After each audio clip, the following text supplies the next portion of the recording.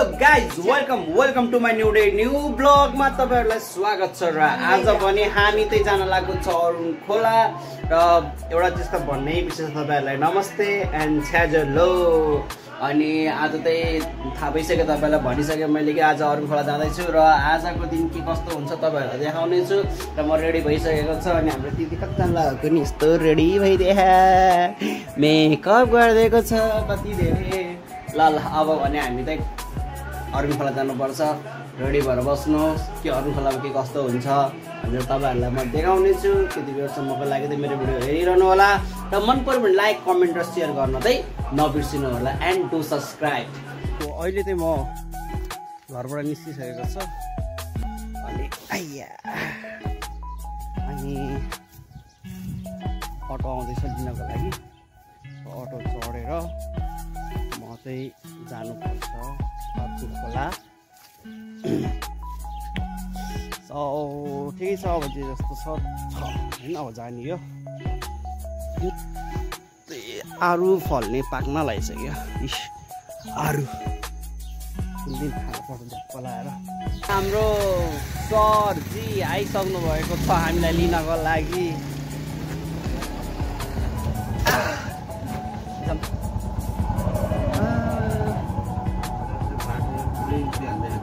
कहाँ कहिलेबाट हालेको ग्राफिल त माटो थियो त जम्मै त्यहीबाट। अब हामी चाहिँ पुलचोक जान लागेको छ। अब पुलचोक गएर हामी गाडी चढ्नु पर्छ। तर आज लास्ट ढिलो भयो। बिहान 7 बजे हिँड्ने मान्छे अब अहिले यति भइसक्यो। अब ढिलो पुगिन्छ।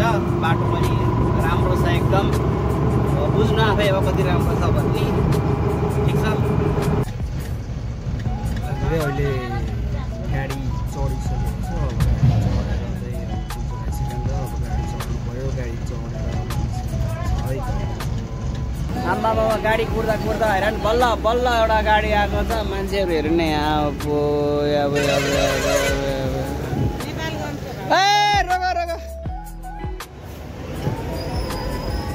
काठमाडौँ भनेर जान्छ यार।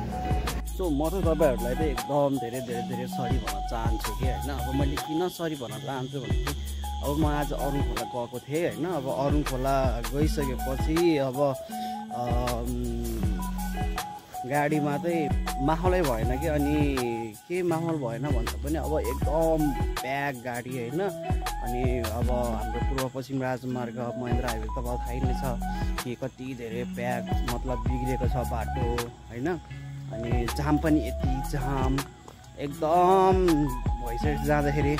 अनि आउँदाखेरि पनि अब आउँदाखेरि झन् मेसै मिलेन। झन् 2टा बच्चा भाइ थियो भाइहरू थियो। अब घुमाइ राउन्ड हाने गर्मी लाग्थ्यो। अनि आएर अनि दाउनेको जामले झन् यस्तो दिमाग खराब बनाएको थियो होइन। त्यहाँ जाम परेर लगभग कति बेरसम्म त अब भन्छ नि अब कति बेरसम्म चाहिँ त्यो उसै आएको थिएन कि मतलब गाडी साडी भन्ने चिज केही पनि आएको थिएन। लगभग 1 घन्टा वेट गर्न पर्ने भएको थियो। अनि म भर्खर घर आएको छु। अनि घर आएर चाहिँ हाट बजार गएको छु।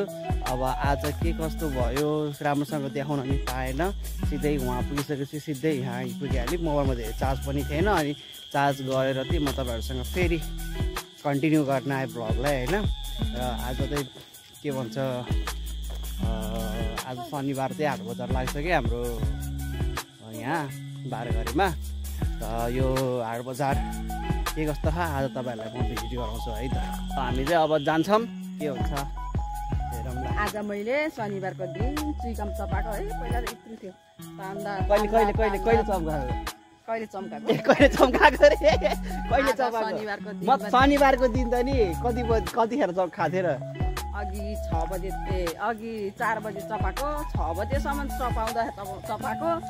अनि सानो थियो मैले चपाउँदाखेरि तान्दा यति लामो भएर मान्छे लड्यो।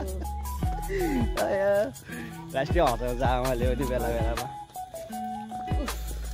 चुइकम चबाउँदा घाँटी नै दुख्यो दाँतै दुख्यो। अब हाट बजारबाट चट्ट लाएर राँगाको मासु ल्याएर चाहिँ चट्ट लाएर बुङ्गुको मासु फ्राई गरेर खानुपर्छ होइन। गाई त्यस्तो आउँदैन हाम्रो घरमा। हाम्रो घरमा आज चाहिँ साग सब्जी आउँछ। धेरै खाए मासु धेरै खानु हुँदैन। हामी चाहिँ घर निस्किँदैछौँ। मामा हाम्रो हाट बजार त के हो यस्तो, यो धेरै समयपछि आएको त।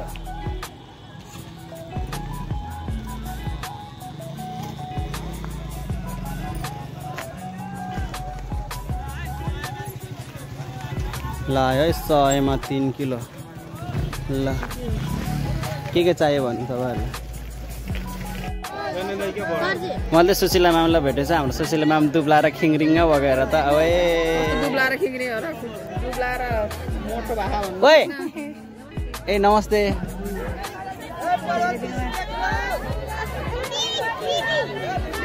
हाम्रो म्यामहरू त अब धेरै समयपछि देख्यो।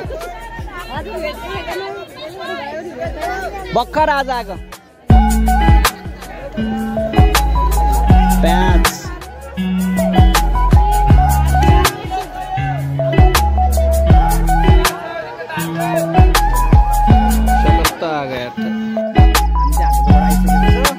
र आज त खाँदिनँ कि भगवान् त मेसै नमिलेकै भनौँ मेसो हल्ला एउटा मेसो मिलेन कि एउटा मेसो मिलेन, त्यही भएर मैले बनाउनु यता झुन्डा छ तरकारी अनि उता पनि